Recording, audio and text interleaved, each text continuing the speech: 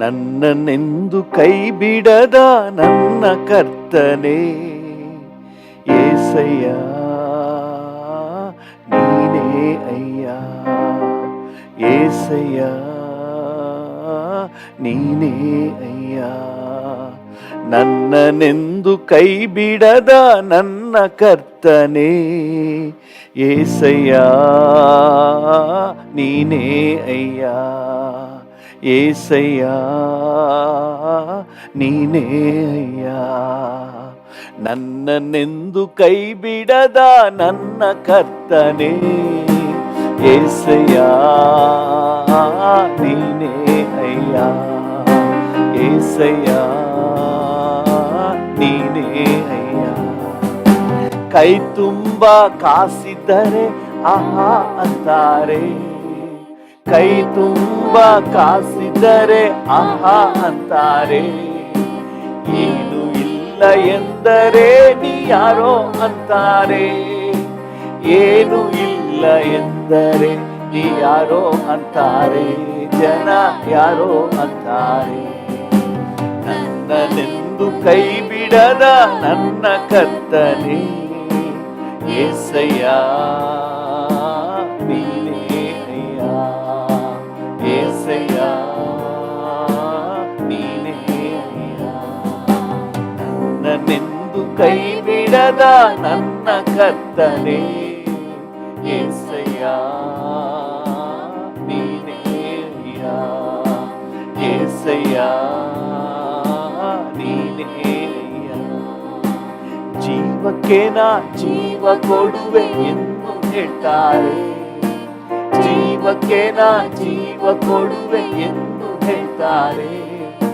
ಅಗಳಿಗೆಯೂ ಬಂದರೆ ಮಾಯ ಆಗ್ತಾರೆ, ಅಗಳಿಗೆಯೂ ಬಂದರೆ ಮಾಯ ಆಗ್ತಾರೆ, ಜನ ಮಾಯ ಆಗ್ತಾರೆ.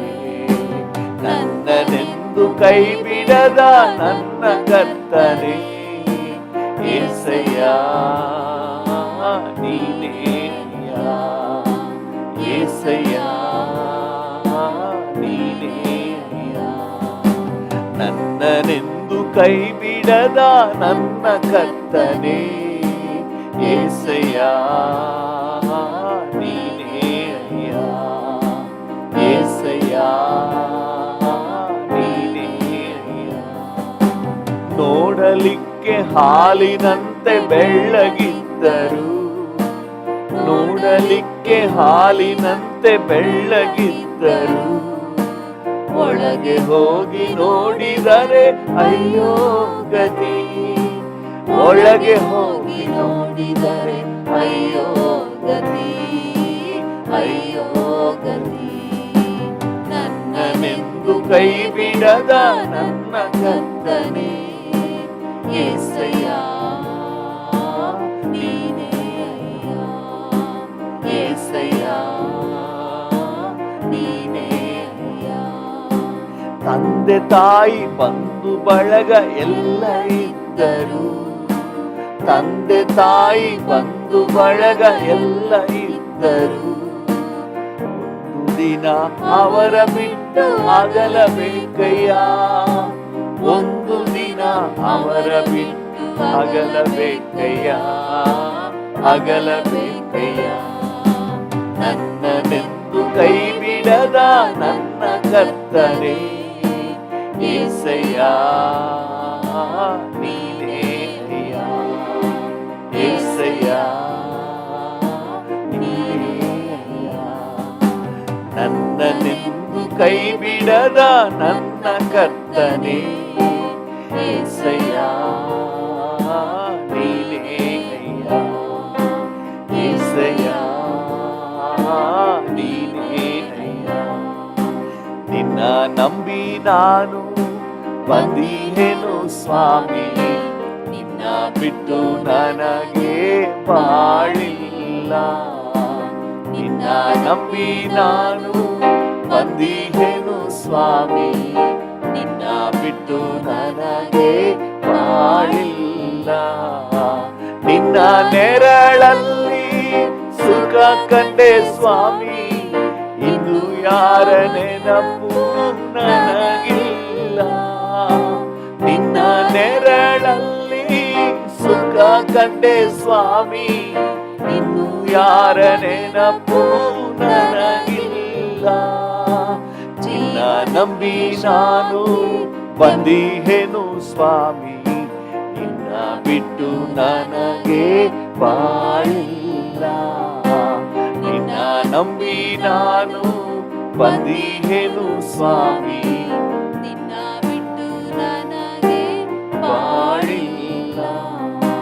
ಬಾಯಾರಿದ ಜಿಂಕೆ ಮರಿಯಂತೆ ಜೀವ ಜಲ ನಿನ್ನಲ್ಲಿ ಓಡಿ ಬಂದೆ. ಡ್ಯಾಡಿಯನ್ನು ನೋಡಿ ಹಾಡೋಣ. ಬಾಯಾರಿದ ಜಿಂಕೆ ಮರಿಯಂತೆ ಜೀವ ಜಲ ನಿನ್ನಲ್ಲಿ ಓಡಿ ಬಂದೆ. ಜೀವನಕ್ಕೆ ಶಾಂತಿ ನೆಮ್ಮದಿ, ಜೀವನಕ್ಕೆ ಶಾಂತಿ ನೆಮ್ಮದಿ, ನೀವೇ ಸ್ವಾಮಿ ನನಗೆ ಇನ್ನು ಮುಂದೆ. ನೀವೇ ಸ್ವಾಮಿ ನನಗೆ ಇನ್ನು ಮುಂದೆ. ನಿನ್ನ ನಂಬಿ ನಾನು ಬಂದಿಹೇನು ಸ್ವಾಮಿ, ನಿನ್ನ ಬಿಟ್ಟು ನನಗೆ ಬಾಳಿಲ್ಲ. ನಿನ್ನ ನಂಬಿ ನಾನು ಬಂದಿಹೇನು ಸ್ವಾಮಿ, ನಿನ್ನ ಬಿಟ್ಟು ನನಗೆ ಬಾಳಿಲ್ಲ. ಕಾಣದೆ ಹೋದ ಕುರಿಯಾಗಿದ್ದೆ, ಕನಿಕರದಿಂದ ಹುಡುಕಿ ಬಂದೆ. ಕಾಣದೆ ಹೋದ ಕುರಿ ನಾನದೆ, ಕನಿಕರದಿಂದ ಹುಡುಕಿ ಬಂದೆ. ಕರದಲ್ಲಿ ನನ್ನ ಎತ್ತಿಕೊಂಡೆ, ಕರದಲ್ಲಿ ನನ್ನ ಎತ್ತಿಕೊಂಡೆ. ಕಂದ ಎಂದು ಮುತ್ತು ಕೊಟ್ಟೆ, ಕಂದ ಎಂದು ಮುತ್ತು ಕೊಟ್ಟೆ. ನಿನ್ನ ನಂಬಿ ನಾನು ಬಂದಿಹೇನು ಸ್ವಾಮಿ, ನಿನ್ನ ಬಿಟ್ಟು ನನಗೆ ಬಾಳಿಲ್ಲ. ನಿನ್ನ ನಂಬಿ ನಾನು ಬಂದಿಹೇನು ಸ್ವಾಮಿ, ನಿನ್ನ ಬಿಟ್ಟು ನನಗೆ ಬಾಳಿಲ್ಲ. ದಾರಿ ತಪ್ಪಿ ಹೋದ ಮಗನಾಗಿದ್ದೆ, ದೂರವಾದೆ ನಿನ್ನ ಪ್ರೀತಿಯಿಂದ. ದಾರಿ ತಪ್ಪಿ ಹೋದ ಮಗನಾಗಿದ್ದೆ, ದೂರವಾದೆ ನಿನ್ನ ಪ್ರೀತಿಯಿಂದ.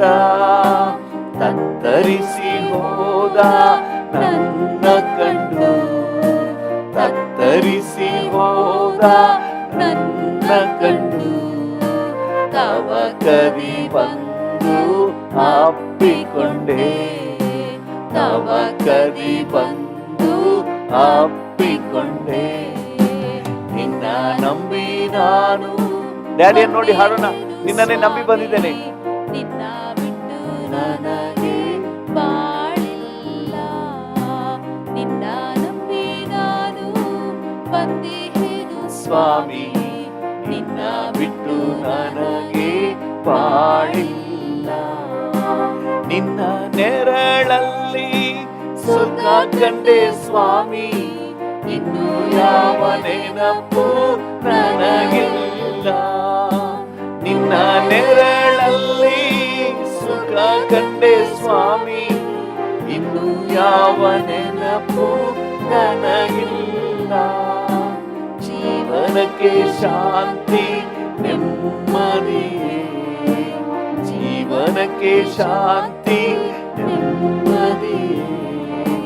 ನೀವೇ ಸ್ವಾಮಿ ನನಗೆ ಇನ್ನು ಮುಂದೆ, ನೀವೇ ಸ್ವಾಮಿ ನನಗೆ ಇನ್ನು ಮುಂದೆ. ನಿನ್ನ ನಂಬಿ ನಾನು. ಹಾಗೆ ಡ್ಯಾಡಿನ ಹಾತ್ಕೊಳ್ಳೋಣ. ನನಗೆ ಬೇರೆ ದಾರಿ ಇಲ್ಲಪ್ಪ, ನೀನೇ ನನಗೆ ಆಧಾರ, ನೀನೇ ನನಗೆ ಆಶ್ರಯ, ನನ್ನ ಕೇಟಿಯ ಗುರಾಣಿ. ನನಗೆ ಬೇರೆ ಬಾಳಿಲ್ಲ, ನಿನ್ನಿಂದಲೇ ನನಗೆ. ನೀನ್ ನನ್ನ ಜೊತೆ ಇದ್ರೆ ಮಾತ್ರ ಈ ದಿನ ಆಶೀರ್ವಾದಪ್ಪ. ನನ್ನ ಜೊತೆ ನೀನ್ ಇರ್ಬೇಕಪ್ಪ. ನಿನ್ನ ಪ್ರಸನ್ನತೆ ಬೇಕಪ್ಪ, ನಿನ್ನ ಕೃಪೆ ಬೇಕಪ್ಪ, ನಿನ್ನ ದಯೆ ಬೇಕಪ್ಪ. Yes, I totally depend upon you, Holy Spirit God. I depend upon you totally, Jesus. Hallelujah. I totally depend upon you, Father God. ನಂಬಿ ನಾನು ಬಂದಿಹೆನು ಸ್ವಾಮಿ, ನಿನ್ನ ಬಿಟ್ಟು ನನಗೆ ಬಾಳಿಲ್ಲ. ನಿನ್ನ ನಂಬಿ ನಾನು ಬಂದಿಹೆನು ಸ್ವಾಮಿ, ನಿನ್ನ ಬಿಟ್ಟು ನನಗೆ ಬಾಳಿಲ್ಲ. ನಿನ್ನ ಬಿಟ್ಟು ನನಗೆ ಬಾಳಿಲ್ಲ. ಒಂದೆರಡು ನಿಮಿಷ ಹಾಗೆ ಮಾತನಾಡಿ, ನಿನ್ನನ್ನು ಬಿಟ್ಟು ನನಗೆ ಬೇರೆ ಜೀವನ ಇಲ್ಲಪ್ಪ. ಈ ಲೋಕದಲ್ಲಿ ನನಗೆ ಬದುಕೇ ಇಲ್ಲ. ನೀನಿದ್ರೇನೆ ನನಗೆ ಸಂತೋಷ, ನೀನಿದ್ರೇನೆ ನನಗೆ ಸಮಾಧಾನ, ನೀನಿದ್ರೇನೆ ನನ್ನ ಹೆಜ್ಜೆ ಮುಂದೆ ಸಾಗೋದಪ್ಪ. Hallelujah, thank you. ನಿನ್ನ ಅಗಲಿ ಬಾಳಲಾಗದಯ್ಯ ಏಸಯ್ಯ, ಏಸಯ್ಯ. ಡ್ಯಾಡಿನ ನೋಡಿ ಹೇಳೋಣ. ನಿನ್ನ ಅಗಲಿ ಬಾಳಲಾಗದಯ್ಯ ಏಸಯ್ಯ, ಏಸಯ್ಯ. ನಿನ್ನ ಅಗಲಿ ಬಾಳಲಾಗದಯ್ಯ ಏಸಯ್ಯ, ಏಸಯ್ಯ, ಏಸಯ್ಯ, ಏಸಯ್ಯ. ದ್ರಾಕ್ಷಿ ಗಿಡದ ಬಳ್ಳಿಯಂತೆ ನಿನ್ನಲ್ಲಿ ನೆಲೆಸಿರುವೆ. ಹೌದಪ್ಪ, ದ್ರಾಕ್ಷಿ ಗಿಡದ ಬಳ್ಳಿಯಂತೆ ನಿನ್ನಲ್ಲಿ ನೆಲೆಸಿರುವೆ. ಹೇರಳ ಫಲ ಕೊಡುವೆ, ಹೇರಳ ಫಲ ಕೊಡುವೆ. ನಿನ್ ಶಿಷ್ಯನಾಗಿರುವೆ, ನಾನು ನಿನ್ ಶಿಷ್ಯನಾಗಿರುವೆ. ನಿನ್ನ ಅಗಲಿ ಬಾಳಲಾಗದಯ್ಯ ಏಸಯ್ಯ, ಏಸಯ್ಯ, ಏಸಯ್ಯ, ಏಸಯ್ಯ. ನಿನ್ನ ಅಗಲಿ ಬಾಳಲಾಗದಯ್ಯ ಏಸಯ್ಯ, ಏಸಯ್ಯ, ಏಸಯ್ಯ, ಏಸಯ್ಯ. ಹಿಂದೆಯು ಮುಂದೆಯು ಆವರಿಸಿ ನನ್ನ ಜೊತೆ ಇರುವೆ. ಡ್ಯಾಡಿಯನ್ನು ನೋಡಿ ಹೇಳೋಣ. ಹೌದು ಡ್ಯಾಡಿ. ಹಿಂದೆಯು ಮುಂದೆಯು ಆವರಿಸಿ ನನ್ನ ಜೊತೆ ಇರುವೆ. ನಿನಗೆ ಮರೆಯಾಗಿ ಎಲ್ಲಿ ಹೋಗಲಿ, ನಿನಗೆ ಮರೆಯಾಗಿ ಎಲ್ಲಿ ಹೋಗಲಿ, ನಿನ್ನ ಬಿಟ್ಟು ಎಲ್ಲಿ ಓಡಲಿ, ನಿನ್ನ ಬಿಟ್ಟು ಎಲ್ಲಿ ಓಡಲಿ. ನಿನ್ನ ಅಗಲಿ ಬಾಳಲಾಗದಯ್ಯ ಏಸಯ್ಯ, ಏಸಯ್ಯ, ಏಸಯ್ಯ, ಏಸಯ್ಯ. ನಿನ್ನ ಅಗಲಿ ಬಾಳಲಾಗದಯ್ಯ ಏಸಯ್ಯ, ಏಸಯ್ಯ, ಏಸಯ್ಯ, ಏಸಯ್ಯ. ಕಷ್ಟಗಳೆಷ್ಟೋ ಕಾಡಿದರು ಕದಲಿ ಹೋಗಲಾರೆ. ಕಷ್ಟಗಳೆಷ್ಟೋ ಕಾಡಿದರು ಕದಲಿ ಹೋಗಲಾರೆ. ವೇದನೆ ದುಃಖದ ವೇಳೆಯಲ್ಲೂ, ವೇದನೆ ದುಃಖದ ಇಲ್ಲದ ವೇಳೆಯಲ್ಲೂ ಸೋತು ಹೋಗಲಾರೆ, ನಾ ಸೋತು ಹೋಗಲಾರೆ. ಡ್ಯಾಡಿ, ನಿನ್ನಗಲಿ ಬಾಳಲಾಗದಯ್ಯ, ಏಸಯ್ಯ ಏಸಯ್ಯ. ಡ್ಯಾಡಿಯನ್ನು ನೋಡಿ ಹಾಡೋಣ. ಏಸಯ್ಯ ಏಸಯ್ಯ ನಿನ್ನಗಲಿ ಬಾಳಲಾಗದಯ್ಯ. ಹೌದು ಡ್ಯಾಡಿ. ಏಸಯ್ಯ ಏಸಯ್ಯ ಏಸಯ್ಯ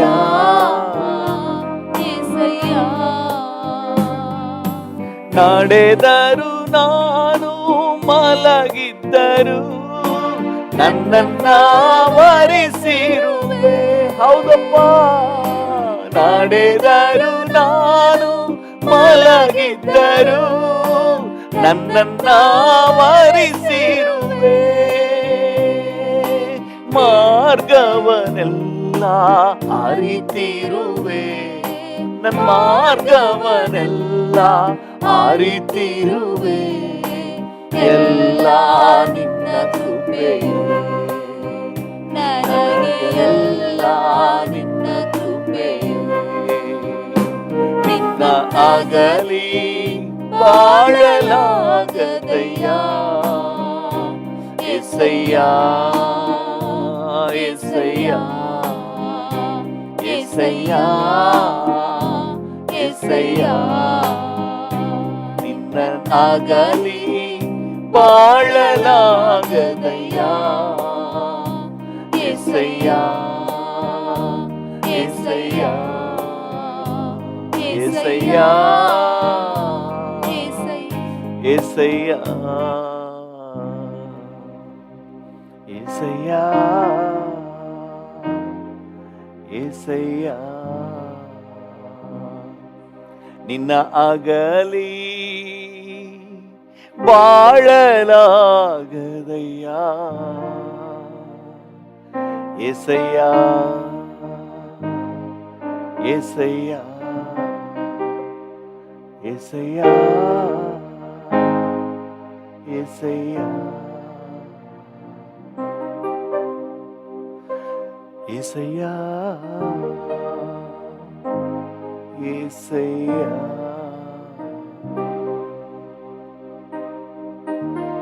ಹೌದು ಡ್ಯಾಡಿ, ನಿಮ್ಮನ್ನು ಬಿಟ್ಟು ನಮಗೆ ಬಾಳಿಲ್ಲಪ್ಪ. ಈ ದಿನವಿಡೀ ನೀವು ನಿಯಂತ್ರಣಕ್ಕೆ ತಗೊಳ್ಳಿ, ನಮ್ಮ ಆಲೋಚನೆಯನ್ನು ನಿಯಂತ್ರಣಕ್ಕೆ ತಗೊಳ್ಳಿ, ನಮ್ಮ ಭಾವನೆಯನ್ನೆಲ್ಲ ಹಾತೊಟ್ಟಿಗೆ ತಗೊಳ್ಳಿ. ನಮ್ಮ ಕೆಲಸ ಕಾರ್ಯಗಳೆಲ್ಲದರ ಮೇಲೆ ನೀವು ನಿಯಂತ್ರಣ ಸಾಧಿಸಿ. ನೀವಿಲ್ಲ ಅಂದ್ರೆ ನಮ್ಮ ಪ್ರಯತ್ನ ಎಲ್ಲವೂ ವ್ಯರ್ಥ ಸ್ವಾಮಿ. ನಮ್ಮನ್ನು ಆವರಿಸಿ ನಡೆಸಿ ಅಪ್ಪ. ಹಲ್ಲೆಲೂಯಾ. ನಿಮ್ಮ ಸಾನ್ನಿಧ್ಯದ ಅನುಭವದಲ್ಲೇ ಈ ದಿನವನ್ನು ನಡೆಸಿ, ನಿಮ್ಮ ಮಾರ್ಗದರ್ಶನದಲ್ಲೇ ನಡೆಸಿ. ನಿಮ್ಮ ವಾಕ್ಯವನ್ನು ಬಿಟ್ಟು, ನಿಮ್ಮ ಯೋಜನೆಯನ್ನು ಬಿಟ್ಟು, ನಿಮ್ಮ ಚಿತ್ತವನ್ನು ಬಿಟ್ಟು ಎಡಕ್ಕಾಗ್ಲಿ ಬಲಕ್ಕಾಗ್ಲಿ ತಿರುಗದೆ ಕರ್ತನೆ, ನೀವು ನಮಗೋಸ್ಕರ ಇಟ್ಟಿರುವಂತಹ ಆಶೀರ್ವಾದದ ಯೋಜನೆಯಲ್ಲೇ ನಾವು ಮುಂದುವರಿಯಲಿಕ್ಕೆ ಉನ್ನತ ಕೃಪೆ ನಮಗುಂಟಾಗಲಿ. ನಮ್ಮನ್ನು ಆವರಿಸಿ ನಡೆಸಿ. ಎಲ್ಲ ಘನತೆ, ಗೌರವ, ಮಹಿಮೆ ನಿಮಗೆ ಸಲ್ಲಿಸುತ್ತೇವೆ. ಯೇಸುವಿನ ನಾಮದಲ್ಲಿ ಜೀವವುಳ್ಳ ಪರಲೋಕ ತಂದೆಯೇ, amen amen amen. Thank you Jesus. ನಮ್ಮ ಧ್ಯಾನಕ್ಕಾಗಿ ಮತ್ತು ಪ್ರಾರ್ಥನೆಗೆ ಪೂರಕವಾಗಿ ದೇವರ ವಾಕ್ಯದಿಂದ ಯೆಶಾಯನ ಪ್ರವಾದನೆ ಗ್ರಂಥ 6ನೇ ಅಧ್ಯಾಯ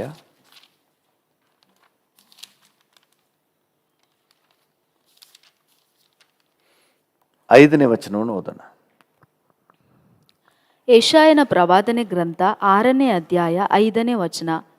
ಆಗ ನಾನು, ಅಯ್ಯೋ ನನ್ನ ಗತಿಯನ್ನು ಏನು ಹೇಳಲಿ, ನಾಶವಾದೆನಲ್ಲ, ನಾನು ಹೊಲಸು ತುಟಿಯವನು, ಹೊಲಸು ತುಟಿಯವರ ಮಧ್ಯದಲ್ಲಿ ವಾಸಿಸುವವನು.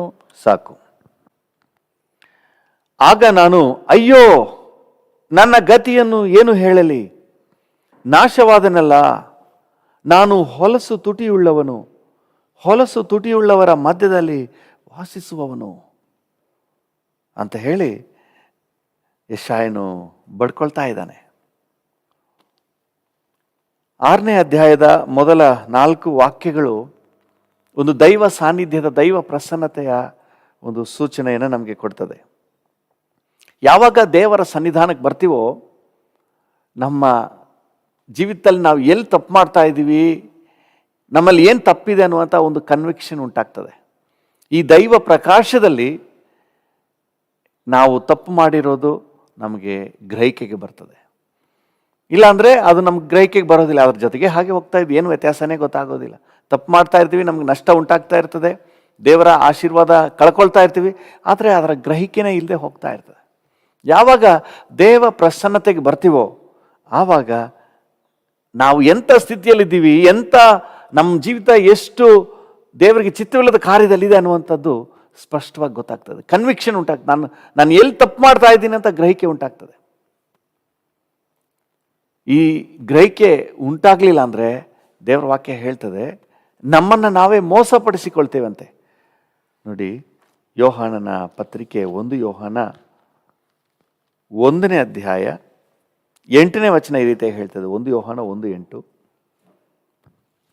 1 ಯೋಹಾನ 1:8. ನಮ್ಮಲ್ಲಿ ಪಾಪವಿಲ್ಲವೆಂದು ನಾವು ಹೇಳಿದರೆ ನಮ್ಮನ್ನು ನಾವೇ ಮೋಸಪಡಿಸಿಕೊಳ್ಳುತ್ತೇವೆ. ನಮ್ಮಲ್ಲಿ ಪಾಪ ಇಲ್ಲ ಅಂತ ಹೇಳಿದ್ರೆ ನಮ್ಮನ್ನ ನಾವೇ ಮೋಸಪಡಿಸಿಕೊಳ್ಳುತ್ತೇವೆ. ಮತ್ತು ಅಂದ್ರೆ ನೋಡಿ, ಯಾವಾಗ ನಮ್ಮ ತಪ್ಪನ್ನ ನಾವು ಗ್ರಹಿಸ್ತಾ ಇಲ್ವೋ ಆವಾಗ ನಮಗೆ ಮೋಸ. ನಮಗೆ ಬರುವ ದೇವರ ಆಶೀರ್ವಾದ, ಪಾಪ ದೇವರ ಆಶೀರ್ವಾದವನ್ನು ಬ್ಲಾಕ್ ಮಾಡ್ತದೆ. ಅದೊಂದು ದೊಡ್ಡ ಸಬ್ಜೆಕ್ಟ್, ಪಾಪ ಅನ್ನೋದೇ. ಪಾಪ ನಮ್ಗೆ ಒಳ್ಳೇದಲ್ಲ, ನಾವು ಪಾಪ ಮಾಡುವುದು ನಮ್ಗೆ ಒಳ್ಳೇದಲ್ಲ, ಪಾಪದ ಜೀವಿತ ನಮ್ಗೆ ಒಳ್ಳೇದಲ್ಲ. ಆದರೆ ಅನೇಕ ಸಂದರ್ಭಗಳಲ್ಲಿ ನಮ್ಮ ಗ್ರಹಿಕೆ ಇಲ್ಲದೇನೆ ದೇವರಿಗೆ ಇಷ್ಟವಿಲ್ಲದ ಕಾರ್ಯಗಳು ನಮ್ಮ ಜೀವಿತದಲ್ಲಿ ಜರುಗಿಬಿಡ್ತವೆ. ಅದು ನಾನು ಮಾಡ್ತಾ ಇರೋದು ತಪ್ಪು ಅಂತ ಹೇಳಿ ನಮಗೆ ಪ್ರಕಾಶ ಹೊಳೆಯೋದಿಲ್ಲ, ಅಂದರೆ ಗ್ರಹಿಕೆ ಬರೋದಿಲ್ಲ. ತಪ್ಪು ಮಾಡ್ತಾ ಇರ್ತೀವಿ, ಅದು ತಪ್ಪು ಅಂತಾನೆ ಗೊತ್ತಾಗಲ್ಲ.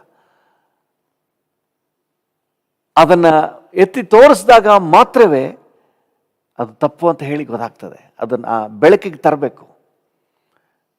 ಪ್ರಕಾಶ ಹೊಳೆದಾಗ ಆವಾಗ, ಓ, ನಾನು ಹಿಂಗೆ ಮಾಡ್ತಾ ಇದ್ದೀನಿ, ನಾನು ಈ ಥರ ತಪ್ಪು ಮಾಡ್ತಾ ಇರೋದು ಅಂತ ಆಮೇಲೆ ಗ್ರಹಿಕೆಗೆ ಬರ್ತದೆ. ಇಲ್ಲಿವರೆಗೆ ಅವನಿಗೆ ಗ್ರಹಿಕೆಗೆ ಬಂದಿಲ್ಲ.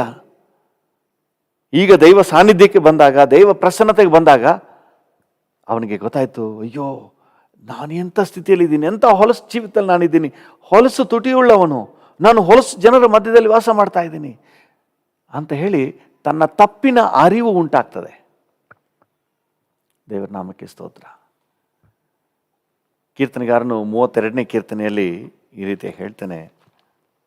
ಕೀರ್ತನೆ 32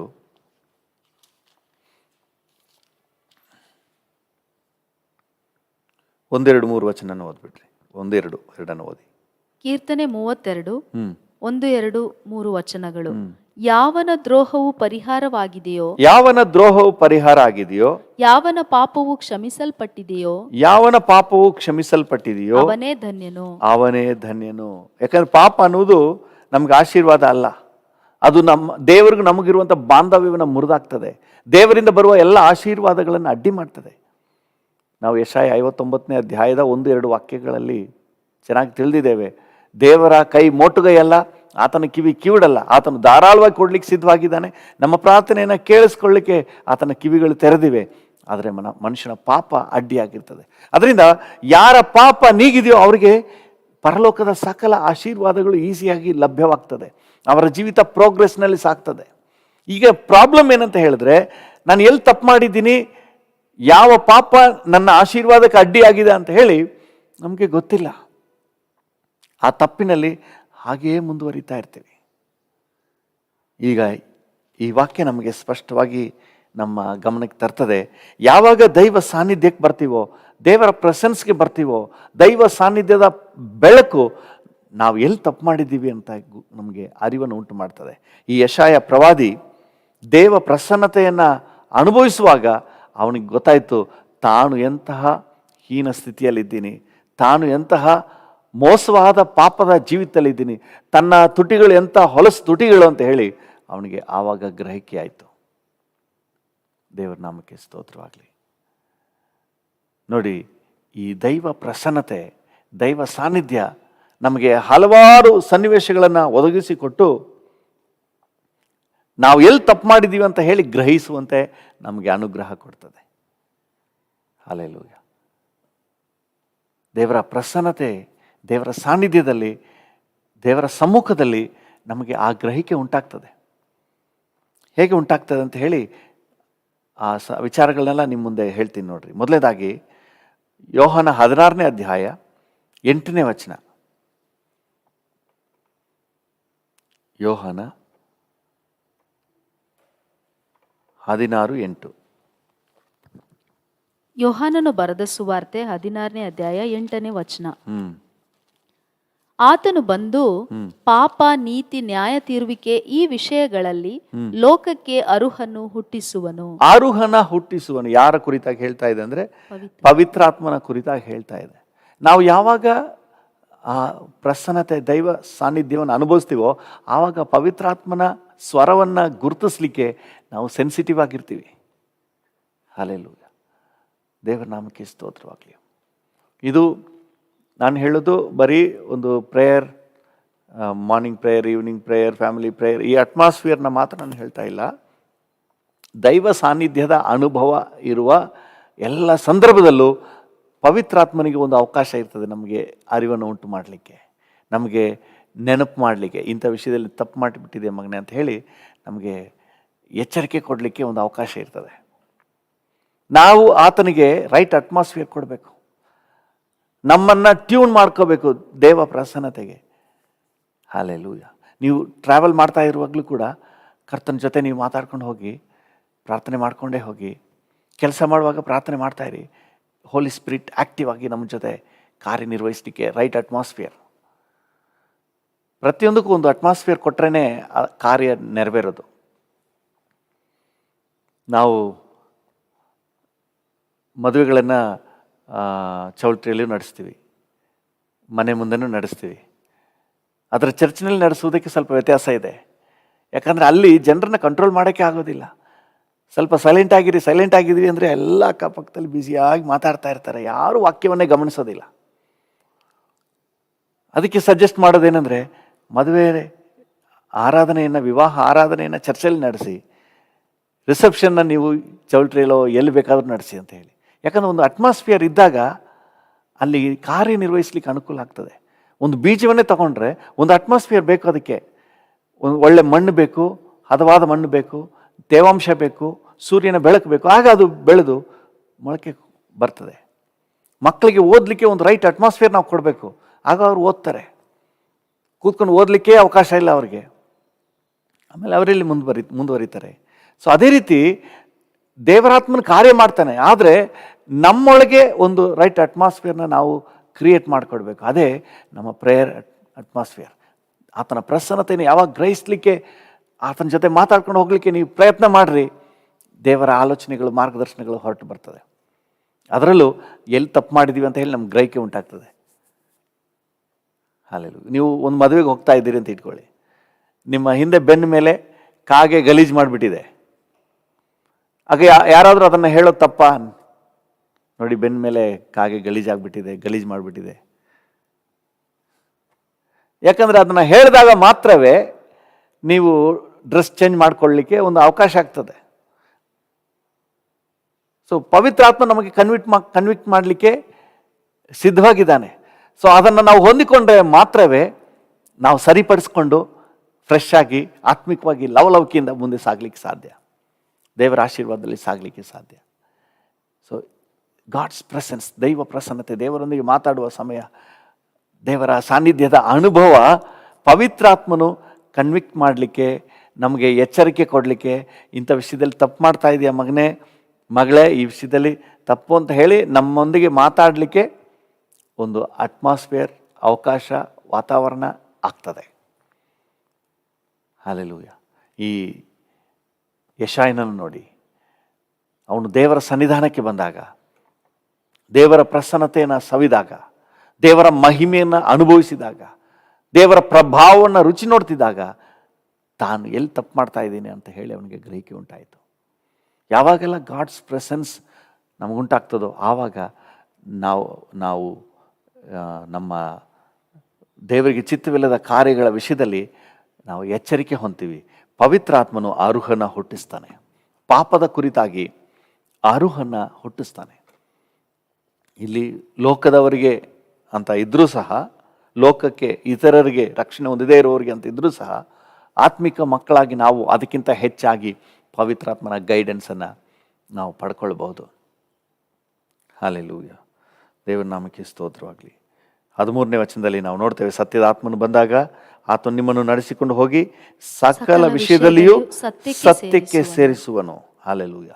ಅಂದರೆ ದೇವರಿಗೆ ಚಿತ್ತವಿಲ್ಲದ ಕಾರ್ಯ ಯಾವುದೇ ಇದ್ರೂ ನಮಗೆ ಎಚ್ಚರಿಕೆ ಕೊಟ್ಟು ನಮ್ಮನ್ನು ಸರಿಯಾದ ಸನ್ಮಾರ್ಗದಲ್ಲಿ ನಡೆಸುವನು. ಅದಕ್ಕೆ ರೈಟ್ ಅಟ್ಮಾಸ್ಫಿಯರ್, ಒಂದು ಪ್ರೇಯರ್ ಅಟ್ಮಾಸ್ಫಿಯರ್, ಕರ್ತನ ಜೊತೆಗೆ ಮಾತಾಡ್ತಾ ಇರುವ ಅಟ್ಮಾಸ್ಫಿಯರ್. ಆಫೀಸ್ನಲ್ಲಿ ನೀವು ಪ್ರೇಯರ್ ಮಾಡಿಕೊಂಡೇ ನಿಮ್ಮ ಡ್ಯೂಟಿ ಮಾಡಿ, ಜೀಸಸ್ ಜೊತೆ ಮಾತಾಡಿಕೊಂಡೇ ಮಾಡಿ. ಜೀಸಸ್ ಜೊತೆ ಒಂದು ಲೈವ್ಲಿ ರಿಲೇಷನ್ಶಿಪ್ ನಮಗೆ ತಪ್ಪು ಮಾಡಿದ ಹಾಗೆ ನಮಗೆ ಎಚ್ಚರಿಕೆ ಕೊಡ್ತದೆ. ನಿಮ್ಮ ಡ್ಯೂಟಿಯಲ್ಲೂ ಸಹ ನಿಮ್ಮ ಸೀನಿಯರ್ ಆಫೀಸರ್ ಆಶ್ಚರ್ಯ ಪಡ್ತಾರೆ, ಇಷ್ಟು ಚೆನ್ನಾಗಿ ಮಾಡಿದ್ದೀರಲ್ಲಮ್ಮ, ಇಷ್ಟು ಚೆನ್ನಾಗಿ ಮಾಡಿದೆಯಲ್ಲಪ್ಪ ಅಂತ ಹೇಳಿ ಆಶ್ಚರ್ಯ ಪಡ್ತಾರೆ. ನಿಮ್ಮ ಡ್ಯೂಟಿ ಪರ್ಫೆಕ್ಟ್ ಆಗಿರ್ತದೆ. ನಿಮ್ಮ ಬಾಸ್ ಮೆಚ್ಕೊಳ್ತಾರೆ. ಒಂದು ಪ್ರೆಸೆನ್ಸ್ ಒಂದಿಗೆ ಮಾಡಿರಿ. ನಮಗೆ ಯಾವುದು ತಪ್ಪು ಅಂದರೆ ಪಾಪವನ್ನು ಮಾತ್ರ ಅಲ್ಲ, ಯಾವ್ದು ತಪ್ಪು ಯಾವ್ದು ಸರಿ ನಮಗೆ ಬೇಕಾದ ಗೈಡೆನ್ಸ್ ಕೊಡ್ತಾರೆ. ನಿಮಗೆ ಆಶ್ಚರ್ಯ ಆಗ್ತದೆ, ಓಹ್ ನಾನೇ ಇದನ್ನು ಮಾಡಿದ್ದು. ಹಲ್ಲೆಲೂಯ. ಕೆಲವು ಸಂದರ್ಭಗಳಲ್ಲಿ ನನಗೆ ಆ ರೀತಿ ಅನಿಸುತ್ತೆ, ನನಗೆ ಆ ರೀತಿ ಥಾಟ್ ಹೆಂಗೆ ಬಂತು ಈಗ ನೆನೆಸ್ಕೊಂಡ್ರೆ ಆಶ್ಚರ್ಯ. ನಿಜ ಹೇಳ್ಬೇಕಾದ್ರೆ ಆ ಟೈಮ್ನಲ್ಲಿ ದೇವರ ಆತ್ಮನು ಆ ರೀತಿಯಾಗಿ ಮಾರ್ಗ ನಡೆಸ್ಬಿಟ್ಟಿದ್ದಾನೆ. ನನಗೆ ಗೊತ್ತಿಲ್ಲ. ನಾನು ಆ ರೀತಿಯಾಗಿ ಜ್ಞಾನದಿಂದ ಮಾಡುವಾಗ ಅಂಥ ಜ್ಞಾನಿ ಏನಲ್ಲ, ಏನೋ ಸಿಂಪಲಾಗಿ ಆಲೋಚನೆ ಬಂತು ಮಾಡಿದೆ. ಈಗ ನೆನೆಸ್ಕೊಂಡ್ರೆ ತುಂಬ ಜ್ಞಾನದ ಬುದ್ಧಿವಂತಿಕೆ ಕಾರ್ಯ ಅನಿಸುತ್ತೆ. ಆಶ್ಚರ್ಯ, ಹೇಗೆ ಇದು ಸಾಧ್ಯ? ದೇವರಾತ್ಮನ ನಡೆಸಿದ್ದಾನೆ. ನಮಗೆ ಗ್ರಹಿಕೆ ಬರದೇ ಇರಬಹುದು, ಆದರೆ ಅದರಿಂದ ನೀವು ಜಸ್ಟ್ ಆತನ ಪ್ರಸನ್ನತೆಯನ್ನು, ಸಾನ್ನಿಧ್ಯವನ್ನು ಅನುಭವಿಸುವವರಾಗಿ ಮುಂದೆ ಸಾಗ್ರಿ. You will have the guidance of the holy spirit. ತಪ್ಪು ಮಾಡದ ಹಾಗೆ ಇದು ತಪ್ಪು ಇದು ಸರಿ ಮಾರ್ಗದರ್ಶನ ನಮಗೆ ಸಿಗ್ತದೆ. ನಾವು ಏನಾದ್ರು ತಪ್ಪು ಮಾಡಿದರೂ ಕೂಡ ಆ ವಿಷಯದಲ್ಲಿ ಎಚ್ಚರಿಕೆ ನಮಗೆ ಸಿಗ್ತದೆ. ಆರುಹು ಉಂಟಾಗ್ತದೆ, ಓ ನಾನು ಮಾಡಿರೋದು ತಪ್ಪು ಅಂತ ಹೇಳಿ. ಹಲ್ಲೆಲೂಯ. ದೇವರ ನಾಮಕ್ಕೆ ಸ್ತೋತ್ರ. ಎರಡನೇದಾಗಿ ಇನ್ನೊಂದು ಸಂಭವವನ್ನು ನೋಡ್ರಿ. ಯೋಹಾನನ ಸುವಾರ್ತೆ 8ನೇ ಅಧ್ಯಾಯ 1ರಿಂದ 11 ನಾವು ಓದಿದ್ರೆ, ಎಲ್ಲವನ್ನು ಓದಲಿಕ್ಕೆ ನಮಗೆ ಸಮಯ ಇಲ್ಲ, ನಾನು ಸಂಕ್ಷಿಪ್ತವಾಗಿ ಹೇಳ್ತೇನೆ. 8ರಿಂದ 11 ಓದಿದ್ರೆ, ವ್ಯಭಿಚಾರದಲ್ಲಿ ರೆಡ್ ಹ್ಯಾಂಡ್ ಆಗಿ ಸಿಕ್ಕಾಕೊಂಡಂತ ಒಬ್ಬ ಸ್ತ್ರೀಯನ್ನು ಯೇಸು ಸ್ವಾಮಿ ಬಳಿಯಲ್ಲಿ ಇಟ್ಕೊಂಡು ಬರ್ತಾರೆ. ಆಕೆ ಪಾಪ ಮಾಡಿಬಿಟ್ಟಿದ್ದಾಳೆ, ಆಕೆಯನ್ನು ಕಲ್ಲಿಂದ ಹೊಡೆದು ಸಾಯಿಸಬೇಕು ಅಂತ ಧರ್ಮಶಾಸ್ತ್ರ ಹೇಳ್ತದೆ, ನೀವೇನು ಹೇಳ್ತೀರಿ ಅಂತ ಹೇಳಿ ಯೇಸುವಿನ ಬಳಿಗೆ ಹೇಳ್ಕೊಂಡು ಬರ್ತಾರೆ. ಈಗ ಯೇಸುವಿನ ಬಳಿಗೆ ಬಂದಾಗ ಯೇಸು ಹೇಳ್ತಾರೆ, ನಿಮ್ಮಲ್ಲಿ ಪಾಪವಿಲ್ಲದವನು ಯಾರೋ ಅವನೇ ಮೊದಲು ಆಕೆಯ ಮೇಲೆ ಕಲ್ಲನ್ನು ಹೊಡೆಯಲಿ ಅಂತ ಹೇಳಿದರು. 9ನೇ ವಚನ ಹೇಳ್ತದೆ, ಆ ಮಾತನ್ನು ಕೇಳಿ ತಾವೇ ಪಾಪಿಗಳೆಂದು ಮನಸ್ಸಿನಲ್ಲಿ ತಿಳ್ಕೊಂಡು ಹಿರಿಯರು ಮೊದಲುಗೊಂಡು ಕಿರಿಯರವರೆಗೂ ಒಬ್ಬರ ಹಿಂದೊಬ್ಬರು ಹೊರಗೆ ಹೋದರು. ಒಂದು ಪಾಪದ ಕನ್ವಿಕ್ಷನ್. ಆಕೆ ಪಾಪ ಮಾಡಿದಾಳೆ, ಆಕೆಯನ್ನು ಕಲ್ಲಿಂದ ಹೊಡೆದು ಸಾಯಿಸಬೇಕು ಅಂತ ಬಂದವರು ಈಗ ಯೇಸುವಿನ ಬಳಿಗೆ ಬಂದಾಗ ತನ್ನ ಪಾಪನೇ ಅವಳಿಗಿಂತ ದೊಡ್ಡದಾಗಿದೆ ಅಂತ ಹೇಳಿ ಗೊತ್ತಾಗಿ ಅವರು ಕಾಲು ಕಿತ್ತರು ಅಲ್ಲಿಂದ. ಯೇಸುವಿನ ಬಳಿಗೆ ಬರುವಾಗ ಬೇರೆಯವ್ರ ಪಾಪ ಅಲ್ಲ, ನಮ್ಮ ಪಾಪ, ನಾವು ಎಲ್ಲಿ ತಪ್ಪು ಮಾಡ್ತಾ ಇದ್ದೀವಿ ಅಂತ ಗೊತ್ತಾಗುತ್ತೆ. ಅಲ್ಲಿವರೆಗೆ ಯೇಸುವಿನ ಬಳಿಗೆ ಬರಲಿಲ್ಲ ಅಂದರೆ ಅವ್ರು ಸರಿ ಇಲ್ಲ, ಪಾಸ್ಟರ್ ಸರಿ ಇಲ್ಲ, ಸಿಸ್ಟರ್ ಸರಿ ಇಲ್ಲ, ನಮ್ಮ ಅಣ್ಣ ಸರಿ ಇಲ್ಲ, ಅಕ್ಕ ಸರಿ ಇಲ್ಲ, ಚಿಕ್ಕಪ್ಪ ಸರಿ ಇಲ್ಲ, ದೊಡ್ಡಪ್ಪ ಸರಿ ಇಲ್ಲ, ಎಲ್ಲ ಅವ್ರ ಮೇಲೆ ಇವ್ರ ಮೇಲೆ. ಇವಳು ವ್ಯಭಿಚಾರ ಮಾಡಿದ್ದಾಳೆ, ಇವಳನ್ನ ಕಲ್ಲಿಂದ ಹೊಡೆದು ಸಾಯಿಸಬೇಕು. ಆದರೆ ಯೇಸುವಿನ ಬಳಿಗೆ ಬಂದ ಮೇಲೆ ಅಯ್ಯೋ ನಾನು ಪಾಪಿ, ನಾನು ಎಂಥ ತಪ್ಪು ಮಾಡಿಬಿಟ್ಟಿದ್ದೇನೆ, ತನ್ನ ತಪ್ಪಿನ ಅರಿವು ಉಂಟಾಗ್ತದೆ. ಈ ದೈವ ಸಾನ್ನಿಧ್ಯ ಅನ್ನೋದು ನಮ್ಮನ್ನು ತಪ್ಪು ದಾರಿಗೆ ಹೋಗದ ಹಾಗೆ ಕಾಪಾಡುವ ವಿಶೇಷ ಸೌಭಾಗ್ಯ. ಈ ಯೆಶಾಯನು ದೇವರ ಸನ್ನಿಧಾನಕ್ಕೆ ಬಂದಾಗಲೇ ಅವನಿಗೆ ಗೊತ್ತಾಯಿತು, ಅಯ್ಯೋ ನಾನು ಎಂಥ ತಪ್ಪು ಮಾಡ್ತಾ ಇದ್ದೀನಿ, ನನ್ನ ತುಟಿಗಳು ಎಂಥ ಹೊಲಸು ತುಟಿಗಳು, ನನ್ನ ಜೀವನ ಎಂತಹ ಮೋಸವಾದ ಜೀವನಪ್ಪ, ದೇವರೇ ಕಾಪಾಡಬೇಕಪ್ಪ. ಯೇಸುವಿನ ಬಳಿಗೆ ಬಂದಾಗ ಆ ಒಂದು ಕೃಪೆ ಉಂಟಾಗ್ತದೆ ನೋಡ್ರಿ. Praise Lord. ಅದರಿಂದಾಗಿ ಈ ದೈವ ಸಾನ್ನಿಧ್ಯ ನಮಗೆ ಬಹಳ ಇಂಪಾರ್ಟೆಂಟ್. Price lord. ಮೂರನೇದಾಗಿ 2 ಕೊರಿಂಥ 7ನೇ ಅಧ್ಯಾಯ 2 ಕೊರಿಂಥ 7 8ರಿಂದ 10. 2 ಕೊರಿಂಥ 7 8ರಿಂದ 10. ನಾನು ಬರೆದ ಪತ್ರಿಕೆಯು ನಿಮ್ಮನ್ನು ದುಃಖಪಡಿಸಿದ್ದರೂ ನನಗೆ ಪಶ್ಚಾತ್ತಾಪವಿಲ್ಲ. ಅದು ನಿಮ್ಮನ್ನು, ಇದನ್ನು ಕೂಡ ಸಂಕ್ಷಿಪ್ತವಾಗಿ ಹೇಳ್ಬಿಡ್ತೀನಿ, ನಿಧಾನಕ್ಕೆ ಓದ್ಕೊಳ್ರಿ, ನಿಮಗೆ ಸಮಯದ ಅಭಾವ. ನಾನು ಬರೆದ ಪತ್ರಿಕೆಯು ನಿಮ್ಮನ್ನ ದುಃಖಪಡಿಸ್ತಾ ಇದೆ, ಆದ್ರೂ ನನಗೆ ಬೇಜಾರಿಲ್ಲ, ದುಃಖಪಡಿಸಲಿ, ಸ್ವಲ್ಪ ಗಾಯ ಮಾಡಲಿ. ಯಾಕೆ ಅಂತ ಹೇಳಿದ್ರೆ 10ನೇ ವಚನದಲ್ಲಿ ಮುಗಿಸ್ತಾನೆ, ದೇವರ ಚಿತ್ತಾನುಸಾರವಾಗಿರುವ ದುಃಖವು ಮಾನಸಾಂತರವನ್ನು ಉಂಟು ಮಾಡಿ ರಕ್ಷಣೆಗೆ ಕಾರಣವಾಗಿದೆ. ಅಂದರೆ ಪೌಲನ ಪತ್ರಿಕೆ ಕೊರಿಂಥದವರಿಗೆ ಖಂಡಿಸಿ, ಅವರ ತಪ್ಪುಗಳನ್ನು ಖಂಡಿಸಿ ಎಚ್ಚರಿಕೆ ಕೊಟ್ಟಂತಹ ವಾಕ್ಯಗಳು ಅವರೊಳಗೆ ಕನ್ವಿಕ್ಷನ್ ಉಂಟು ಮಾಡ್ತದೆ. ದುಃಖ, ಅಯ್ಯೋ ನಾನೆಂತ ತಪ್ಪು ಮಾಡಿಬಿಟ್ಟೆ, ದುಃಖವನ್ನು ಉಂಟು ಮಾಡ್ತದೆ. ದೇವರ ಚಿತ್ತಾನುಸಾರವಾದಂತಹ ದುಃಖ ಅದು. ಯೆಶಾಯನು ಬಡ್ಕೊಳ್ತಾನಲ್ಲ, ಅಯ್ಯೋ ನಾನೆಂಥ ದುರವಸ್ಥೆಯಲ್ಲಿದ್ದೇನೆ, ನಾನೆಂಥ ಪಾಪ ಮಾಡಿಬಿಟ್ಟಿದ್ದೇನೆ, ನನ್ನ ತುಟಿಗಳು ಹೊಲಸು ತುಟಿಗಳು. ಆ ದುಃಖ ಬರ್ತದೆ. ದೇವರ ವಾಕ್ಯ, ಪೌಲನು ಹೇಳ್ತಾನೆ, ನಾನು ಬರೆದ ಪತ್ರಿಕೆಯು, ಅಂದರೆ ಈ ವಾಕ್ಯ ನಮಗೆ ನಮ್ಮ ತಪ್ಪಿನ ಅರಿವನ್ನು ಉಂಟು ಮಾಡ್ತದೆ. ಎಲ್ಲಿ ನಾವು ತಪ್ಪು ಮಾಡಿದ್ದೀವಿ ಅಂತ ಹೇಳಿ ಅರಿವನ್ನು ಉಂಟು ಮಾಡ್ತದೆ. ಯಾಕಂದರೆ ಈ ವಾಕ್ಯ ಆತ್ಮವಾಗಿಯೂ ಜೀವವಾಗಿ ಇದೆ ಅಂತ ಹೇಳಿ ಯೇಸಪ್ಪ ಹೇಳ್ತಾರೆ. ಈ ವಾಕ್ಯ ಕೊರಿಂಥದವರಲ್ಲಿ ಮಾನಸಾಂತರವನ್ನು ಉಂಟು ಮಾಡಿತು. ಹಲ್ಲೆಲೂಯಾ, ಕರ್ತನ ನಾಮಕ್ಕೆ ಸ್ತೋತ್ರವಾಗಲಿ. 9ನೇ ವಚನ ಹೇಳ್ತದೆ, ನಿಮಗೆ ದುಃಖವಾಯಿತೆಂದು ನಾನು ಸಂತೋಷ ಪಡದೆ, ನೀವು ದುಃಖಪಟ್ಟು ಬೇರೆ ಮನಸ್ಸನ್ನು ಹೊಂದಿದ್ದಕ್ಕಾಗಿ ಸಂತೋಷ ಪಡ್ತೇನೆ. ಅವ್ರು ದುಃಖಪಟ್ಟು ಬೇರೆ ಮನಸ್ಸನ್ನು ಹೊಂದಿಕೊಂಡ್ರು. ಹೇಗೆ? ಪೌಲನು ಬರೆದಂಥ ಆ ವಾಕ್ಯ ನಾವು ದುಃಖಪಟ್ಟು ಬೇರೆ ಮನಸ್ಸನ್ನು ಹೊಂದುವಂತೆ, ನಮ್ಮ ತಪ್ಪಿನ ವಿಷಯದಲ್ಲಿ ಅರಿವನ್ನು ಉಂಟು ಮಾಡಿ ನಮ್ಮನ್ನು ಮಾನಸಾಂತರಕ್ಕೆ ನಡೆಸುವಂಥದ್ದು ಈ ಜೀವವಾಕ್ಯ. ಹಲ್ಲೆಲೂಯಾ, ದೇವರ ನಾಮಕ್ಕೆ ಸ್ತೋತ್ರ. ಯಾವಾಗೆಲ್ಲ ನಾವು ವಾಕ್ಯಕ್ಕೆ ಸಮೀಪಿಸ್ತೀವೋ, ದೇವರ ಪ್ರಸನ್ನತೆಯನ್ನು ಸಮೀಪಿಸ್ತೀವೋ, ನಾವು ಪಾಪದ ಕನ್ವಿಕ್ಷನ್ ಹೊಂದ್ತೇವೆ. ಅಂದರೆ ಎಲ್ಲಿ ತಪ್ಪು ಮಾಡಿದ್ದೀವಿ, ಯಾವುದು ದೇವರ ಚಿತ್ತವಿಲ್ಲದ ಕಾರ್ಯ ಅಂತ ಹೇಳಿ ನಮಗೆ ಗ್ರಹಿಕೆ ಉಂಟಾಗ್ತದೆ. ನೋಡಿ, ನಾವೆಲ್ಲ ರಕ್ಷಣೆ ಹೊಂದಿದ್ದೇವೆ, ಅದಕ್ಕಾಗಿ ದೇವರಿಗೆ ಸ್ತೋತ್ರ. ಆದರೂ ಈ ಲೋಕದಲ್ಲಿ ನಾವು ಇರೋದ್ರಿಂದ ನಾವು ಅನೇಕ ವಿಷಯಗಳಲ್ಲಿ ತಪ್ಪುವವರಾಗಿದ್ದೇವೆ. ನಾವು ಅದನ್ನು ತಿದ್ದುಕೊಂಡು ನಾವು ಕರ್ತನ ಬಲದಿಂದ ಪೂರ್ಣತೆ ಕಡೆಗೆ ಸಾಗಬೇಕು. ಮತ್ತೆ ತಪ್ಪು ಮಾಡಿದ್ದೀನಿ ಅಂತ ಹೇಳಿ ಹಿಂದೆ ಹೋಗೋದಲ್ಲ, ನಾವು ಅದನ್ನು ತಿದ್ದುಕೊಂಡು ಅದನ್ನು ಮತ್ತೆ ರಿಪೀಟ್ ಆಗದ ಹಾಗೆ ಜಾಗ್ರತೆ ವಹಿಸಿ ದೇವರ ಬಲದಿಂದ ಪೂರ್ಣತೆ ಕಡೆಗೆ ನಾವು ಸಾಗಬೇಕು. ಹಾಗಾಗಿ ಎಲ್ಲರ ಜೀವಿತದಲ್ಲೂ ರಕ್ಷಣೆ ಹೊಂದಿದ ಮೇಲೂ ಸಹ ದೇವರಿಗೆ ಚಿತ್ತವಿಲ್ಲದ ಕಾರ್ಯಗಳು ಜರುಗುವುದುಂಟು. ಸೊ ಇದರಿಂದ ನಾವು ತಪ್ಪಿಸ್ಕೊಂಡ್ರೆ ಅಭಿವೃದ್ಧಿ ಆಗ್ತೀವಿ, ಇಲ್ಲಾಂದರೆ ಮೋಸ ಹೋಗ್ತೀವಿ. ನನ್ನಲ್ಲಿ ನಾನೇನು ತಪ್ಪು ಮಾಡಿದ್ದೀನಿ ಅಂತ ಹೇಳಿದ್ರೆ ಅವನು ತನ್ನನ್ನು ತಾನೇ ಮೋಸಪಡಿಸಿಕೊಳ್ಳುತ್ತಾನೆ ಅಂತ ವಾಕ್ಯ ಹೇಳ್ತದೆ. ಆದರೆ ಅವುಗಳನ್ನು ಗುರುತಿಸಲಿಕ್ಕೆ ನಮಗೆ ಬೇಕು ದೇವ ಪ್ರಸನ್ನತೆಯ ಬೆಳಕು, ವಾಕ್ಯದ ಬೆಳಕು.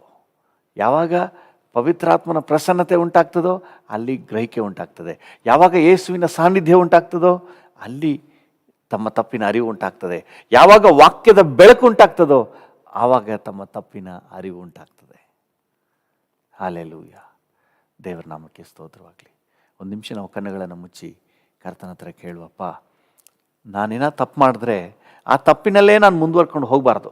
ಇಮ್ಮಿಡಿಯೇಟ್ ನನಗೆ ಗ್ರಹಿಕೆ ಉಂಟಾಗಬೇಕು. ನಾನು ಎಲ್ಲಿ ತಪ್ಪು ಮಾಡಿದ್ದೀನಿ ಅಂತ ನನಗೆ ಗೊತ್ತಾಗಬೇಕು. ನಾನು ಅದನ್ನು ತಕ್ಷಣ ನನ್ನಿಂದ ತೆಗೆದಾಕ್ಬಿಟ್ಟು ನನ್ನನ್ನು ಶುದ್ಧ ಮಾಡಿಕೊಂಡು ನಿನ್ನ ಮಾರ್ಗದಲ್ಲಿ ಸಾಗಬೇಕಪ್ಪ. ಇರೋದು ಒಂದೇ ಒಂದು ಜೀವಿತ ಕರ್ತನೇ, ನಾನು ಮಿಸ್ ಕಳ್ಕೊಬಾರ್ದಪ್ಪ, ಕೃಪೆ ಕೊಡಪ್ಪ. ಒಬ್ಬೊಬ್ರು ಕೇಳೋಣ, ನಮ್ಮ ಬಗ್ಗೆ ನಾವು ಕೇಳ್ಕೊಳ್ಳುವ. ಅಪ್ಪ, ನಾವು ತಪ್ಪು ಮಾಡಿದಾಗ ಆ ತಪ್ಪಿನಲ್ಲೇ ನಾವು ಮುಂದುವರಿಬಾರ್ದು. ನಿನ್ನ ಪ್ರಸನ್ನತೆ ನಮಗೆ ಗ್ರಹಿಕೆಯನ್ನು ಉಂಟು ಮಾಡಲಿ. ನಮಗೆ ನಿನ್ನ ಪ್ರಸನ್ನತೆ ಅವಕಾಶಗಳು ಉಂಟಾಗ್ತಾ ಇರಬೇಕು. ಯಾವಾಗಲೂ ನಿನ್ನ ಪ್ರಸನ್ನತೆ ಅವಕಾಶ ಸಿಗ್ತಾ ಇರಬೇಕಪ್ಪ. ದಾರಿಯಲ್ಲಿ ಹೋಗುವಾಗ, ಬರುವಾಗ, ಕೆಲಸ ಮಾಡುವಾಗ, ಪ್ರಾರ್ಥನೆ ಮಾಡುವಾಗ, ಆರಾಧನೆ ಮಾಡುವಾಗ ನಿನ್ನ ಸಾನ್ನಿಧ್ಯವನ್ನು ಅನುಭವಿಸ್ಬೇಕು. ಯಾರು ನಿನ್ನ ಸಾನ್ನಿಧ್ಯವನ್ನು ಅನುಭವಿಸ್ತಾರೋ ಅವ್ರಿಗೆ ಆ ಕನ್ವಿಕ್ಷನ್ ಉಂಟಾಗ್ತದೆ, ತನ್ನ ತಪ್ಪಿನ ಅರಿವು ಉಂಟಾಗ್ತದೆ. ನಿನ್ನ ಪ್ರಸನ್ನತೆಯನ್ನು ನಾವು ಅನುಭವಿಸಲಿಲ್ಲ ಅಂದರೆ ನಮ್ಮ ತಪ್ಪನ್ನು ಗುರುತಿಸ್ಲಿಕ್ಕೆ ಸೂಕ್ತ ವಾತಾವರಣ ನಾವು ಕೊಟ್ಟಿಲ್ಲ ಅಂತ ಅರ್ಥ. ನಮ್ಮ ಕಣ್ಣುಗಳು ಮಂಕಾಗ್ಬಿಟ್ಟಿವೆ, ನಮ್ಮ ಗ್ರಹಿಕೆ ಮಂಕಾಗ್ಬಿಟ್ಟಿದೆ, ನಮ್ಮ ತಪ್ಪನ್ನು ಗ್ರಹಿಸಿಲ್ಲ ಅಂತ ಅರ್ಥ. ಆ ತಪ್ಪು ಅಪರಾಧದೊಂದಿಗೆ ನಾವು ಮುಂದುವರೆದ್ರೆ ಅಯ್ಯೋ ನಮ್ಮ ಭವಿಷ್ಯಕ್ಕೆ ದೊಡ್ಡ ಅನಾಹುತ ಇದೆ. ಬೇಡಪ್ಪ, ಆ ರೀತಿಯಾಗಿ ಮುಂದುವರಿಯೋದು ಬೇಡ. ನಮಗೆ ಬೆಳಕನ್ನ ಕೊಡು ಸ್ವಾಮಿ, ನಿನ್ನ ಸಾನ್ನಿಧ್ಯದ ಬೆಳಕನ್ನ ಕೊಡಪ್ಪ. ಯಾವಾಗಲೂ ನಿನ್ನ ಸಾನ್ನಿಧ್ಯದಲ್ಲಿ ಇರಲಿಕ್ಕೆ, ನಾವು ಹೋಗುವಾಗ ಬರುವಾಗ ಕೆಲಸ ಮಾಡುವಾಗ ಎಲ್ಲ ಸಂದರ್ಭದಲ್ಲೂ ನಿನ್ನ ಸಾನ್ನಿಧ್ಯವನ್ನು ಅನುಭವಿಸ್ಲಿಕ್ಕೆ ಕೃಪೆ ಕೊಡು ಸ್ವಾಮಿ. ನಿನ್ನ ಪ್ರಸನ್ನತೆಯನ್ನು ಅನುಭವಿಸ್ಲಿಕ್ಕೆ ಕೃಪೆ ಕೊಡಪ್ಪ. ನಾವು ನಿನ್ನ ಪ್ರಸನ್ನತೆಯಲ್ಲಿರುವಾಗ ಕರ್ತನೆ ಪವಿತ್ರಾತ್ಮನು ಆಕ್ಟಿವ್ ಆಗಿ ಕಾರ್ಯ ಮಾಡ್ಲಿಕ್ಕೆ ಅವಕಾಶ ಆಗ್ತದೆ. ಓ ಕರ್ತನಾದ ಯೇಸುವೆ, ನಿಮ್ಮ ಪ್ರಸನ್ನತೆ ನಮಗೆ ಗ್ರಹಿಕೆಯನ್ನು ಉಂಟು ಮಾಡ್ತದೆ, ನಿಮ್ಮ ವಾಕ್ಯ ನಮಗೆ ಗ್ರಹಿಕೆಯನ್ನು ಉಂಟು ಮಾಡ್ತದೆ. Thank you. ನಿಮ್ಮ ಸಾನ್ನಿಧ್ಯದಲ್ಲಿದ್ದು ಈ ಎಲ್ಲ ಬೆನಿಫಿಟ್ನ ಪಡ್ಕೊಳ್ಳಿಕ್ಕೆ ನಮಗೆ ಕೃಪೆ ಕೊಡಪ್ಪ. ನನಗೆ ಕೃಪೆ ಕೊಡು. ನನ್ನೊಂದಿಗೆ ಸೇರಿ ಪ್ರಾರ್ಥನೆ ಮಾಡ್ತಿರೋ ಪ್ರತಿಯೊಬ್ಬರಿಗೂ ಕೃಪೆ ಕೊಡು ಸ್ವಾಮಿ. ನಾವು ಎಲ್ಲಾದರೂ ತಪ್ಪು ಮಾಡಿದ್ರೆ ತಕ್ಷಣ ಅದನ್ನು ಗ್ರಹಿಸಿ ಐಡೆಂಟಿಫೈ ಮಾಡಿ ಅದನ್ನು ನಮ್ಮ ಜೀವಿತದಿಂದ ಕಿತ್ತೊಗೆಯಲಿಕ್ಕೆ ನಮ್ಗೆ ಬೇಕಾದ ಬಲ ಕೊಡು ಸ್ವಾಮಿ. ಪಾಪದೊಂದಿಗೆ, ನಿನಗೆ ಇಷ್ಟವಿಲ್ಲದ ಕಾರ್ಯಗಳೊಂದಿಗೆ ನಾವು ಒಂದು ಹೆಜ್ಜೆ ಕೂಡ ಮುಂದೆ ಹೋಗಬಾರ್ದಪ್ಪ. ಅದರಿಂದ ಎಷ್ಟು ಅನಾಹುತ ಇದೆ ಅಂತ ಹೇಳಿ ಎಷ್ಟೋ ನಿದರ್ಶನಗಳನ್ನು ನಾವು ನೋಡಿದ್ದೇವೆ. ಅದರಿಂದ ಎಷ್ಟು ನಷ್ಟ ಅಂತ ಹೇಳಿ ಎಷ್ಟು ನಷ್ಟಪಟ್ಟವರ ಎಷ್ಟೋ ಜನರ ಜೀವಿತಗಳು ಸತ್ಯವೇದಲ್ಲಿದೆ. ನಾವು ಆ ರೀತಿಯಾಗಿ ಮುಂದುವರಿದು ನಷ್ಟಪಡೋದು ಬೇಡಪ್ಪ. ನಮಗೆ ಕೊಟ್ಟಿರುವಂಥ ಮಾರ್ಗದರ್ಶನಕ್ಕಾಗಿ ಸ್ತೋತ್ರ. ನಿನ್ನ ಸಾನ್ನಿಧ್ಯದಲ್ಲಿ ಕರ್ತನೆ ನಮ್ಮ ತಪ್ಪಿನ ಅರಿವು ಉಂಟಾಗ್ತದೆ. ಪವಿತ್ರಾತ್ಮನ ಪ್ರಸನ್ನತೆಯಲ್ಲಿ ತಪ್ಪಿನ ಅರಿವು ಉಂಟಾಗ್ತದೆ. ಯೇಸುವಿನ ಪ್ರಸನ್ನತೆಯಲ್ಲಿ ತನ್ನ ತಪ್ಪಿನ ಅರಿವು ಉಂಟಾಗ್ತದೆ. ನಿನ್ನ ವಾಕ್ಯದ ಬೆಳಕಿನಲ್ಲಿ ನಮ್ಮ ತಪ್ಪಿನ ಅರಿವು ಉಂಟಾಗಿ ನಮ್ಗೆ ಮಾನಸಾಂತರ ಉಂಟಾಗ್ತದೆ. Thank you. ಆ ಆಶೀರ್ವಾದದಲ್ಲಿ, ಮಾನಸಾಂತರದಲ್ಲಿ ನಮ್ಮನ್ನು ನಡೆಸು, ನನ್ನನ್ನು ನಡೆಸು. ನನ್ನ ಜೊತೆ ಸೇರಿ ಪ್ರಾರ್ಥನೆ ಮಾಡ್ತಿರೋ ಪ್ರತಿಯೊಬ್ಬರನ್ನು ನಡೆಸು. ನಮ್ಮ ದೇಶದಾದ್ಯಂತ, ರಾಜ್ಯದಾದ್ಯಂತ ಇರುವಂಥ ಎಲ್ಲ ದೇವಜನರಿಗೂ ಈ ಭಾಗ್ಯ ಕೊಡಪ್ಪ. ಯೇಸುವಿನ ನಾಮದಲ್ಲಿ ಪ್ರಾರ್ಥಿಸುತ್ತೇವೆ ತಂದೆ, ಆಮೆನ್, ಆಮೆನ್. ಕರ್ತನೆ, ನಮ್ಮೊಂದಿಗೆ ಸೇರಿ ಪ್ರಾರ್ಥನೆ ಮಾಡ್ತಿರುವ ಪ್ರತಿಯೊಬ್ಬರನ್ನು ನಿನ್ನ ಕೈಗೆ ಒಪ್ಪಿಸ್ತೇವೆ. ಪ್ರತಿಯೊಬ್ಬರನ್ನ ಆಶೀರ್ವದಿಸು, ಆರೋಗ್ಯ ಕೊಡು. ಕರ್ತನೆ, ಈ ದಿನ ಜಯದ ದಿನ ಅಂತ ಘೋಷಣೆ ಮಾಡ್ತೇವೆ. ಈ ದಿನ ಮನರಮ್ಯವಾಗಿರುವಂಥ ದಿನ ಅಂತ ಡಿಕ್ಲೇರ್ ಮಾಡ್ತೇವೆ. ಇದನ್ನು ಆರೋಗ್ಯವಾಗಿರುವ, ಸುರಕ್ಷಿತವಾಗಿರುವ ದಿನ ಅಂತ ಘೋಷಣೆ ಮಾಡ್ತೇವೆ. ಎಲ್ಲಕ್ಕಿಂತ ಹೆಚ್ಚಾಗಿ ನಿನ್ನ ಸಾನ್ನಿಧ್ಯವನ್ನು ಸವಿಯುವಂತಹ ದಿನ ಅಂತ ನಾವು ಡಿಕ್ಲೇರ್ ಮಾಡ್ತೇವೆ. ನೀವು ಆ ರೀತಿಯಾಗಿ ಆಶೀರ್ವದಿಸಿ ನಡೆಸಿ. ಯೇಸುವಿನ ನಾಮದಲ್ಲಿ ಜೀವವುಳ್ಳ ಪರಲೋಕ ತಂದೆ, ಆಮೇನ್, ಆಮೇನ್. ನನ್ನ ಮನವೇ ಯೆಹೋವನನ್ನು ಕೊಂಡಾಡು, ನನ್ನ ಸರ್ವೇಂದ್ರಿಗಳೇ ಆತನ ಪರಿಶುದ್ಧ ನಾಮವನ್ನು ಕೀರ್ತಿಸಿರಿ. ನನ್ನ ಮನವೇ ಯೆಹೋವನನ್ನು ಕೊಂಡಾಡು, ಆತನು ಮಾಡಿದ ಉಪಕಾರಗಳಲ್ಲಿ ಒಂದನ್ನೂ ಮರೆಯಬೇಡ. ಆಮೇನ್. ನಮ್ಮ ತಂದೆಯಾದ ದೇವರ ಪ್ರೀತಿ, ಪ್ರಭು ಯೇಸುವಿನ ಕೃಪೆ, ಪರಿಶುದ್ಧಾತ್ಮನ ಐಕ್ಯತೆ, ಅನ್ಯೋನ್ಯತೆ, ಸಮಾಧಾನ ಇಂದು ಎಂದು ಸದಾ ಕಾಲವು ನಮ್ಮೆಲ್ಲರ ಸಂಗಡ ಇರಲಿ. ಆಮೇನ್.